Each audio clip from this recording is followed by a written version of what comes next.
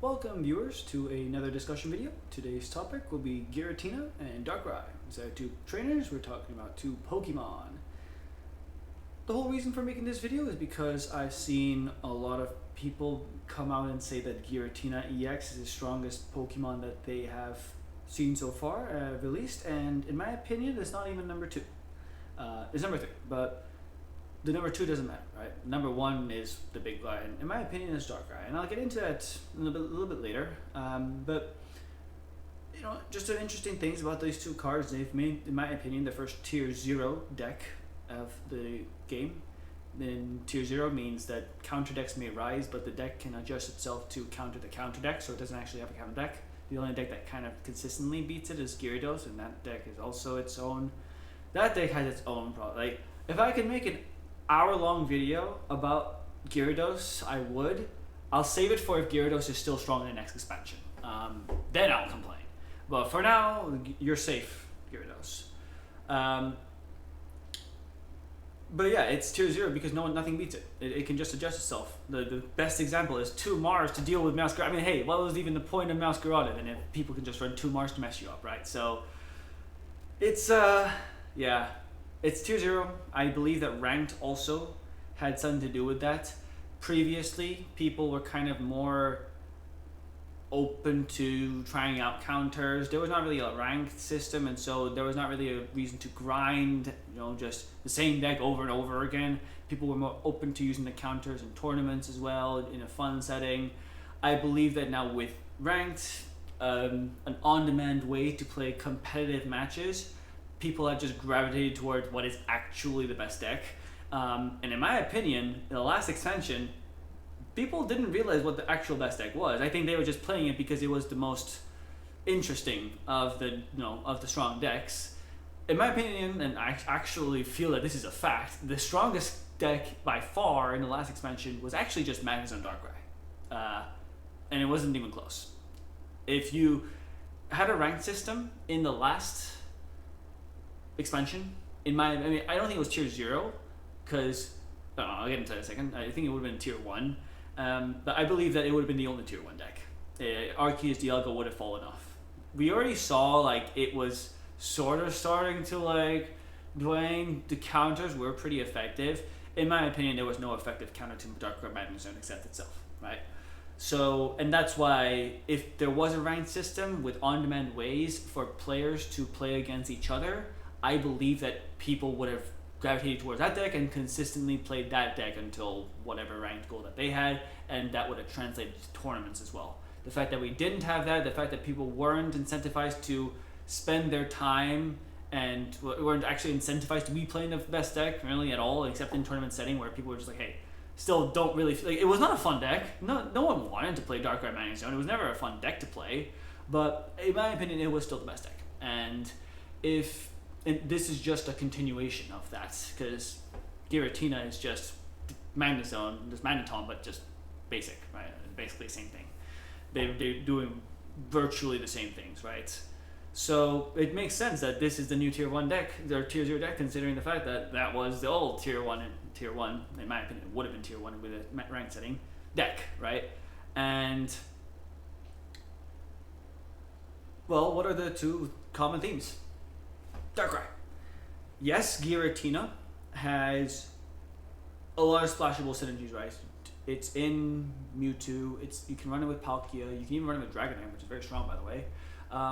But essentially, it's strongest with Darkrai, and it's Tier 0 now in comparison to what a Darkrai Magnezone might have been in Tier 1 last expansion, because you can just run 16 trainers now. You don't got basics, right? So you can just run 16 trainers. You don't got to mess with like Pokemon communications even. You just run 16 trainers.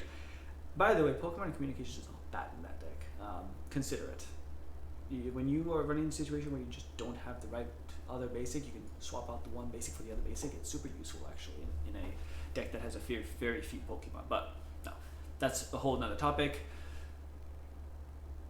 But these two, they work very well together, and because of the fact that you can just adjust your trainers based off of that, this has created a dynamic where any counter deck that rises just falls. And you've also seen though, the other Giratina decks, they have started to fall. You are seeing them fall actually pretty heavily. Like Mewtwo EX with Giratina EX has fallen off a cliff. And Palkia was never really good with it. Dragonite's always been a meme, even though the deck is kind of strong, it's still a meme. In my opinion, Weavile Darkrai is just stronger than any of those decks. I just recently finished first in like a 14-player tournament, and then I finished top 16 in a 140-player tournament. I believe I did that Monday, and that was just playing Weavile Darkrai, just with a standard list, and it's very effective. It's still very, very strong, and that's because of Darkrai. Darkrai is the card that is just going to dictate things, and in my opinion, Giratina is actually the balanced card. Giratina, it ends the turn whenever you are attaching energy, so you can't attach while you are doing an attack, right, unless you attach the fourth one to attack. And especially, I mean, sure, you can run it in a deck that doesn't have, which it is, that doesn't have psychic energy, because I thought that it would be best in just you run it with just 2 Giratina at first, but that didn't end up being good. And I thought that the Mewtwo would be the best one, but it also just didn't end up being good, just because the chip damage from, just because Darkrai beats it is really what it is. Just Darkrai beats you, and that's really the problem. And if you're going to put Giratina in an energy that's not psychic, you can't really, you have to charge up for 3 turns in order to be able to attack, because you can't just attach one of those energy. It needs 3 psychics, right? So, and the attack, sure, it does 130. If there was no red, it would actually not be that impressive. If red didn't exist, 130 is not that impressive. It's just impressive because of Darkrai and red together, and then the Rocky Helmet, like, because of all these things together, just incremental damage is what makes that 130 damage out strong. If red didn't exist, it wouldn't be as strong, and it does 20 damage to itself, more importantly, and it's weak to Darkrai as well. So like, there's multiple weaknesses that Giratina has that Darkrai just fixes. Darkrai, because here's the thing, when you're not doing anything for those, while you're charging up energy, you're really not doing anything, right? You're not doing any damage. And Darkrai fixes that. It deals the damage for you while you are charging up. It's Greninja, it's Crobat, but it's on a basic.